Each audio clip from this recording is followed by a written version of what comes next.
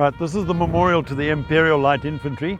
They came up onto Spionkop as reinforcements at the same time as the Scottish Rifles.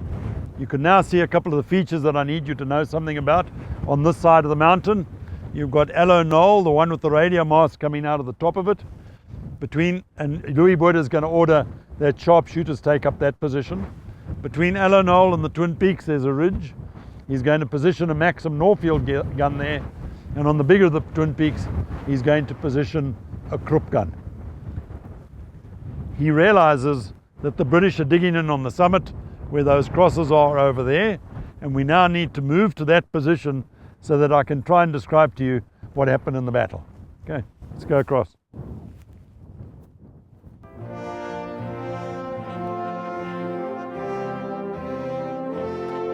So we're now in what is referred to in the history books as the Acre of Massacre. These white stones mark the British trench that was dug between 6 o'clock and 8 o'clock in the morning. And little did these fellas realize that they were digging their own graves. At the conclusion of the battle, they were put back into the trenches. The sides were built up the way you see them today. They then gathered all the little stones from on top of the mountain to place on top of the bodies so as to afford the men a proper burial. The features that you need to know something about now are firstly Aloe Knoll, which we've already seen from where we were standing just now, but there it is over there. And Louis Botha has put sharpshooters on Aloe Knoll. He's got the guns on the Twin Peaks and the ridge. He's got more sharpshooters on Conical Hill, and he's ordered that sharpshooters be positioned on this northeastern crest line where the trees are. If you can try and imagine the aloe plants there as being Boers, then that's the position that they have taken up. And the scene is set for the battle to begin. But it cannot begin until such time as this fog that is holding over the mountain has lifted. And to the great detriment of the British soldiers, as the mist starts to lift at around about 8 o'clock that morning, they find that they're looking straight out into the rising morning sun, and the glare through the cloud is blinding. And the Boers in that position down there, with their backs to the sun, open a deadly fire from that position onto this position.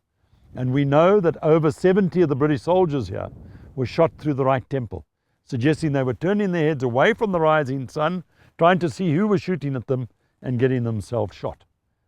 At the same time, Winston Churchill informs us in the book that he wrote that up to 7 bombs a minute were now landing on the top of the mountain.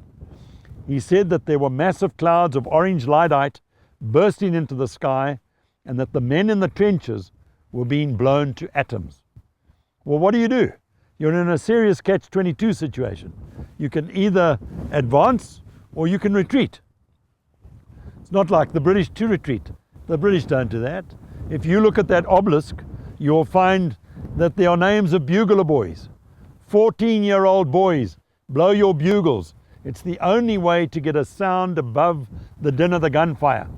And depending on the bugle call, it's an order. And in this case, the order is fix your bayonets and storm the Boer position. Much better you lose a few men in a bayonet charge than to keep losing all the men that you're losing up here. It's a downward slope. Bayonets have been fixed. The British are down onto the Boer position, but the Boers down there are terrified of the bayonet charge. They have no bayonets of their own. They're resorting to taking their rifles by the barrel, and they're using the butt as a club. And that becomes the scene of hand-to-hand combat fighting. Superior British numbers, they're able to occupy the crest line. They now start spreading around the top. They're in control of the battle. Only to find that on the Aloe Knoll feature, there was a young Boer by the name of Louis Botha. And Louis Botha, from his position, could see each Boer gun. And he signals to the guns. The British are no longer on the summit, they're on the crest line. Retrain your sights. And with almost pinpoint accuracy, he blasts them off the crest line back up into the trenches. It's then that General Woodgate, who brought the men onto the mountain, is mortally wounded. He's taken off the battleground, and the most senior officer after him, a man by the name of Crofton, says to a semaphore signaller, "Go and semaphore General Warren, tell him the general is dead, and that we require reinforcements. The fella goes off with these flags, he flags down to Warren's headquarters, general dead, reinforcements required, or all is lost. He wasn't asked to add the or all is lost to the message, and that put doubt in the minds of the senior officers. Do we send more men into a lost situation? So the decision now to send reinforcements has been delayed. In the meantime, General Botha, who's over on the high ground there, through his telescope can see that this battle has broken on the northeastern face. And he orders his naval guns to open fire onto Ella Knoll and the Twin Peaks. He does that with some accuracy, only to be told by the unsighted General Warren that he should stop firing. Warren says, "You're firing on your own men." And Botha thinks, well, he must know what he's talking about. Better shut the guns down. So any relief that these men were going to get from artillery has now been shut down. In the meantime, down at the Potgieter's Drift area is a senior officer by the name of Littleton. And Littleton senses that these men need reinforcements, because he can also see the northeastern slopes. And he dispatches the Imperial Light Infantry and the Scottish Rifles. When they get up here, their senior officer is a fellow by the name of Cook. And Cook is senior to Crofton, but neither know the other is here. Now, General Warren has decided that he's going to send a general by the name of Talbot Coke to take over from General Woodgate. Now, Talbot Coke had broken his leg in a horse riding accident. He'd only recently had it taken out of plaster. He was limping quite badly, and he never gets onto the summit of Spionkop.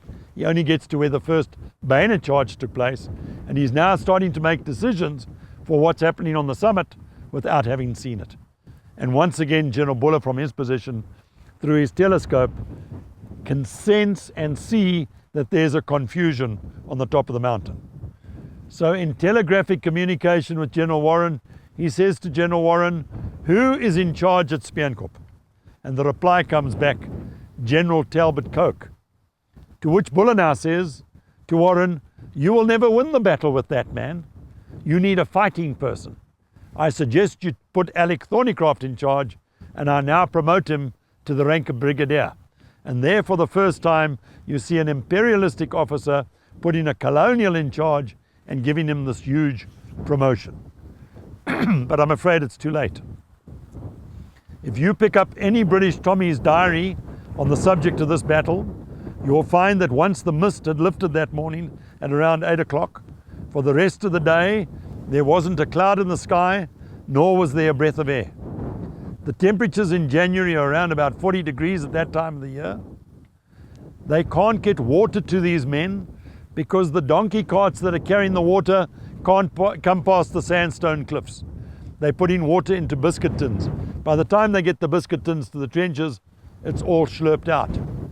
If you consider that these men started climbing this mountain at 10 o'clock the previous night, it's now beyond the middle of the following day.